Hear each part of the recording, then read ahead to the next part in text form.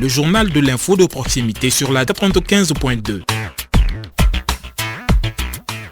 Mesdames et messieurs, bonjour. À la une de cette édition, les relations historiques entre le Mali et la Russie, les liens de coopération entre les deux pays étaient au centre d'une journée d'échange à la maison russe de Bamako.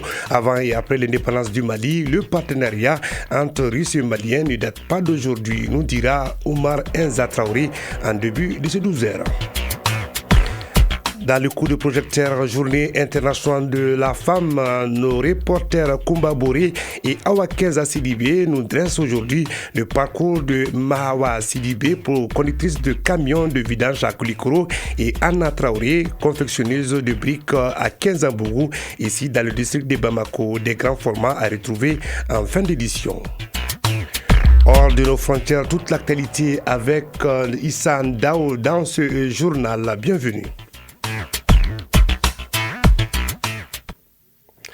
Très heureux de vous retrouver. Concours d'abord ce communiqué des ministres des Affaires étrangères et des Affaires étrangères de la Confédération des États du Sahel AES, le Burkina Faso, la République du Mali et la République du Niger, mus par les idéaux du rapprochement des peuples par la coopération multilatérale fondée par la promotion de la diversité linguistique et culturelle et le dialogue des civilisations, participé activement en qualité de membre fondateur au sommet de Niamey qui a donné naissance le 20 mars 1970 à l'Agence de coopération culturelle et technique ACCT, devenue l'Agence intergouvernementale de la francophonie AIF en 1998, puis l'Organisation internationale de la francophonie OIF en 2005.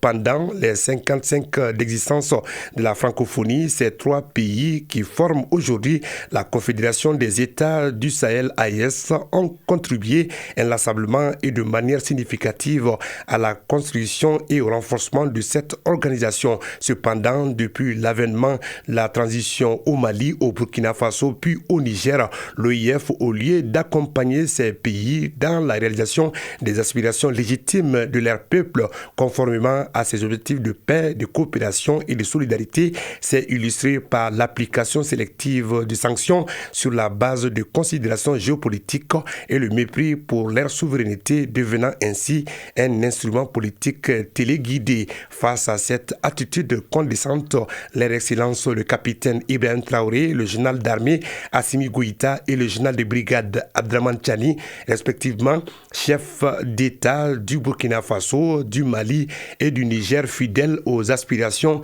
profondes de leur peuple et résolus à défendre leurs intérêts légitimes, ont décidé en toute souveraineté du retrait des États membres de la Confédération AES de l'Organisation internationale de la francophonie.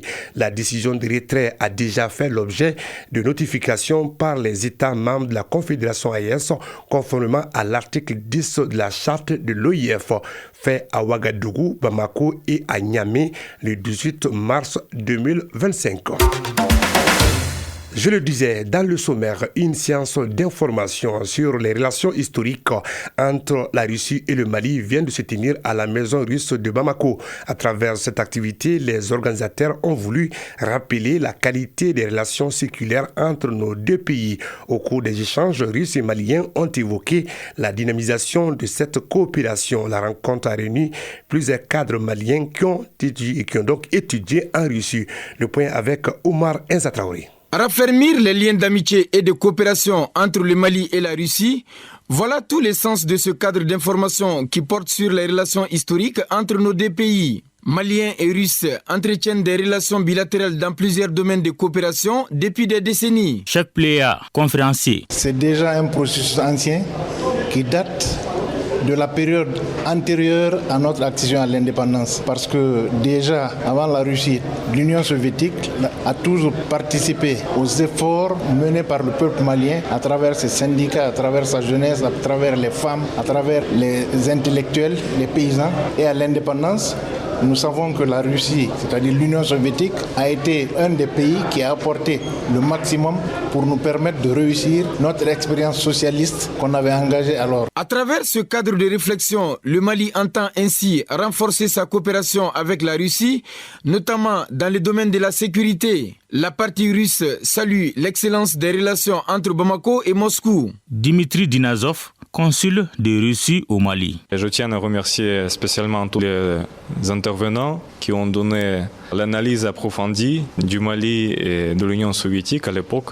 Après l'effondrement de l'Union soviétique, Moscou a continué à entretenir des relations amicales entre Moscou et Bamako. La Russie tient à soutenir le Mali au Conseil de sécurité de l'Union en tant que membre permanent. Au cours de ces échanges, les participants ont émis le souhait de rétablir les relations académiques entre le Mali d'Assimi Goïta et la Russie de Vladimir Poutine. Professeur Tchemogo Sangare, participant. Le renforcement de la coopération entre le Mali et la Russie est une quête de l'ensemble des cadres maliens qui ont été formés en Union soviétique et en Russie.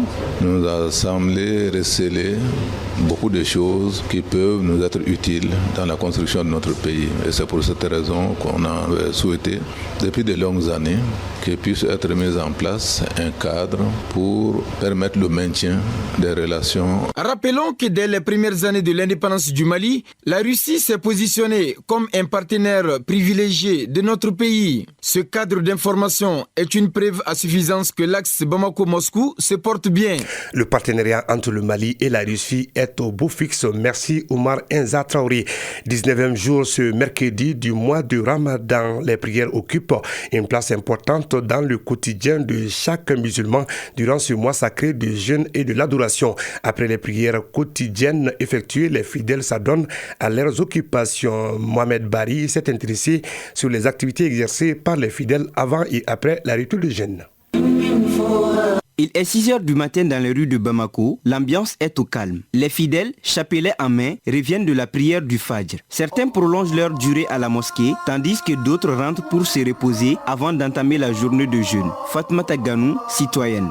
Après la prière du Fajr, une fois arrivé à la maison, je dépose mes affaires et ressors pour aller faire une marche de 20 minutes pour engloutir mes pieds et puis revenir à la maison. Ça soulage un peu. C'est après la prière de l'après-midi, Asr, que l'animation commence à se faire sentir. Les marchés gagnent en clientèle, les vendeurs de fruits, de dattes et de jus prennent position aux abords des routes.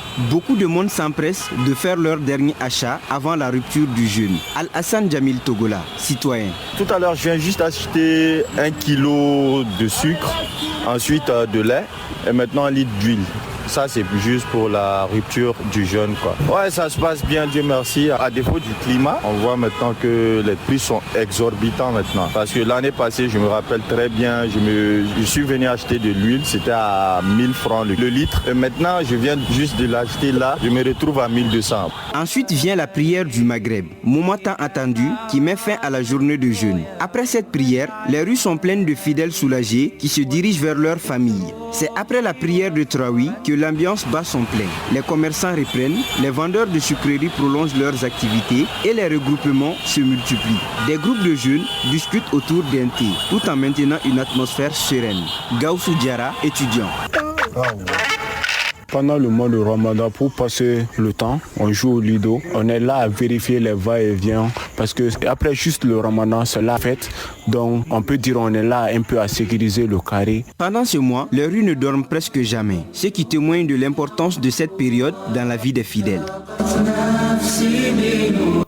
Oui, Mohamed Bari, après la prière, beaucoup de fidèles veillent, surtout en cette période de forte chaleur. À présent, le tour d'horizon de l'actualité internationale. Sur le continent, l'actualité tourne autour de la requête du PPACI et de l'inscription de Laurent Gbagbo sur la liste électorale en Côte d'Ivoire, de l'entretien des présidents congolais et rwandais au Qatar sur la crise dans l'est de la RDC et de l'attentat à la bombe qui a ciblé le palais présidentiel en Somalie. Issa, qui vient de me rejoindre, bonjour. Bonjour, monsieur Thierry. Alors, développons Développez-nous ces informations sur le continent. En Côte d'Ivoire, au lendemain de l'affichage de la liste provisoire des électeurs par la Commission électorale indépendante, les partis des peuples africains de Côte d'Ivoire, PPACI, demandent l'inscription de son leader, Laurent Gbagbo, sur la liste. Absent provisoirement sur la liste, il avait été désigné candidat à la présidentielle par son parti qui a relevé hier face à la presse une série de dysfonctionnements dans le processus électoral. Par ailleurs, les présidents de la République démocratique du Congo, Félix Tshisekedi, et du Rwanda, Paul Kagame, se sont rencontrés hier à Doha, au Qatar. Sous la médiation de l'émir qatari, ils ont cherché à désamorcer la crise sécuritaire qui secoue l'est de la RDC. Lors de cette rencontre, les deux dirigeants ont réaffirmé leur engagement en faveur d'un cessez-le-feu immédiat et inconditionnel, et ils ont convenu de poursuivre leurs discussions pour trouver une solution durable au conflit. Enfin, en Somalie, une bombe placée au bord de la route a explosé ce mardi près du palais présidentiel. Dans un communiqué, le ministère de l'Information a qualifié l'attentat perpétré dans la capitale d'acte lâche et désespéré du groupe Al-Shabaab qui l'a revendiqué à travers un site internet allié. Le gouvernement a ajouté que le groupe visait le convoi du président Hassan Sheikh Mohamoud après qu'il a été poursuivi du palais présidentiel pour s'y rendre à l'aéroport principal. Voilà, Seydou Traoré, c'était l'essentiel de l'actualité internationale de ce 12h.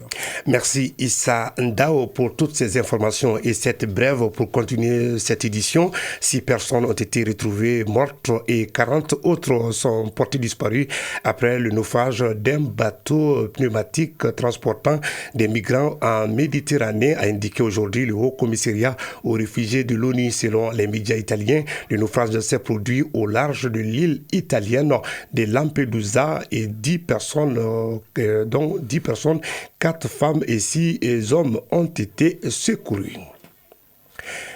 Le coup de projecteur dans cette édition concernant la journée internationale de la femme, d'abord sur Mahawa Dambélé, elle est conductrice de camion de vidange à Koulikoro depuis plusieurs années. Notre reporter Kumba Bouré est allé à sa rencontre. Dotée d'un teint noir, Mahawa est vêtue ce matin d'un t-shirt bleu et coiffée d'un foulard coloré. Des hautes corplaces solides et bien faits de sa personne, cette brave dame âgée de 25 ans exprime une passion profonde et une maîtrise parfaite de son métier. J'ai toujours eu la passion de conduire depuis que je suis toute petite. Au début, je conduisais uniquement pendant les vacances. Mais avec le temps, j'ai décidé d'abandonner l'école pour travailler régulièrement. Mes parents voulaient que je poursuive ma scolarité et que je conduise seulement pendant les congés. Chaque matin, Mahawa prépare son camion avec soin. Elle s'assure avant tout que l'intérieur est propre et fonctionnel. C'est en 2014 qu'elle a fait son entrée dans ce métier.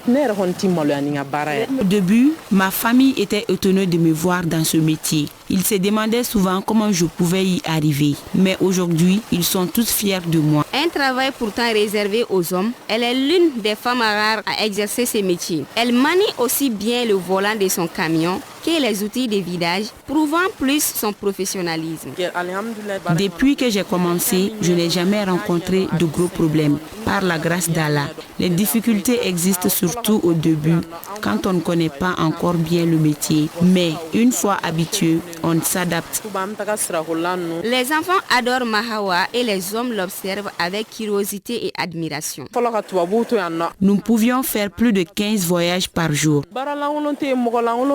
Elle entretient également une bonne relation avec son patron, Eli Diara. J'ai été rapproché un jour par la jeune dame Mawa Dambélé. Elles étaient deux à être intéressées par le travail du camion. Bon, je me suis dit que les camions Spiros, très généralement, c'est gênant même pour les jeunes garçons de travailler sur les camions Spiros. S'il y a des filles qui ont la volonté de travailler, pourquoi pas. Elle n'a jamais causé de dégâts, elle est assidue, elle travaille très bien. En 2020, Mahawa a eu une attestation de mérite et de reconnaissance décernée par Yacouba Traoré, qui fut le directeur général du camp de Koulikoro. Mahawa est aujourd'hui une référence de par son professionnalisme. Elle encourage les jeunes, surtout les dames, à suivre leur passion. Bravo à Mahawa Dambélé, conductrice de camion de vidange à Koulikoro. Un reportage signé Kumba Boré. Vous aurez le portrait de l'autre dame, Anna Traoré, qui est également qui évolue dans le secteur de la fabrication, de la production des briques. Des exemples de femmes qui sont autonomes et qui servent d'exemples et de repères pour la jeune génération. C'est l'essentiel des informations de Cité Info de 12h sur la chaîne 2. Malik Kansai a assuré la partie technique. Le journal a été réalisé par Kouroutoumou Diara et Djeneba Diara. Badi Touré est à la mise en ligne. Je suis Sirou Traoré à la présentation, le tout sous la coordination éditoriale de Djefa Diara et de Nyanya Aliou Traoré. Le prochain rendez-vous de Cité Info, c'est à partir de 18h avec Oumar Sissoko. Mais en attendant, vous aurez Moussa Diabaté à la présentation du journal de sport avec Monsieur Diallo qui se prépare et qui se réchauffe pour vous livrer toute l'actualité sportive sur la chaîne 2. Bonne suite des programmes.